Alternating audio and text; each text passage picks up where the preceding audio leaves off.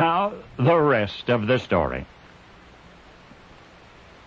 When trashy novelist Penelope Ash made the rounds of the talk shows, she showed up naked, utterly undressed except for a pair of high heels and a raincoat. It was a carefully premeditated part of her new book's publicity. It was Penelope's own idea, in fact. The new book was called Naked Came the Stranger. Now, it was supposed to be a real-life suburban housewife's perspective on sex in the suburbs. Penelope was a terrific talk show guest. Probably you witnessed some of those appearances. Penelope was attractive, poised, candid, controversial, but Penelope had a secret. And it was something television viewers never knew. For all of the things Penelope was, she was not an author. She was not even Penelope Ash. And that brings us to the rest of the story. Penelope's real name was Billy Young. Now, Billy had always wanted to be a writer, which she was not, had always fantasized about touring the talk shows to hype a book, which she never really believed would ever happen. But then one day her brother-in-law came to her and said, "Billy, I have this manuscript, and if the reading public thinks a man wrote it, it'll never sell." Then brother-in-law Mike McGrady proposed what you have already guessed. How would Billy like to adopt a pen name and pose as the author of a sexy novel?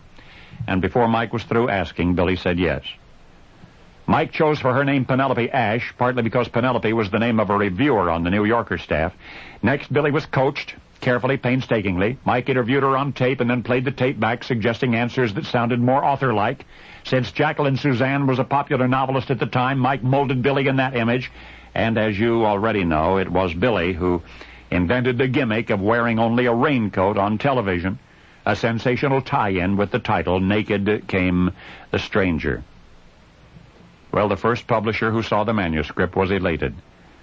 Just the sort of thing the readers wanted, he said, and he was right.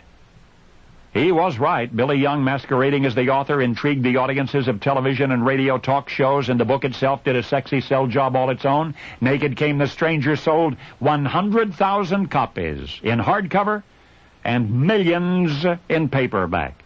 Haunted the New York Times bestseller list for 20 weeks. Was printed in 8 different languages. Then, Naked Came the Stranger was made into a movie. And only then did the news leak out that Penelope Ash was an imposter. That she was not the author of Naked Came the Stranger.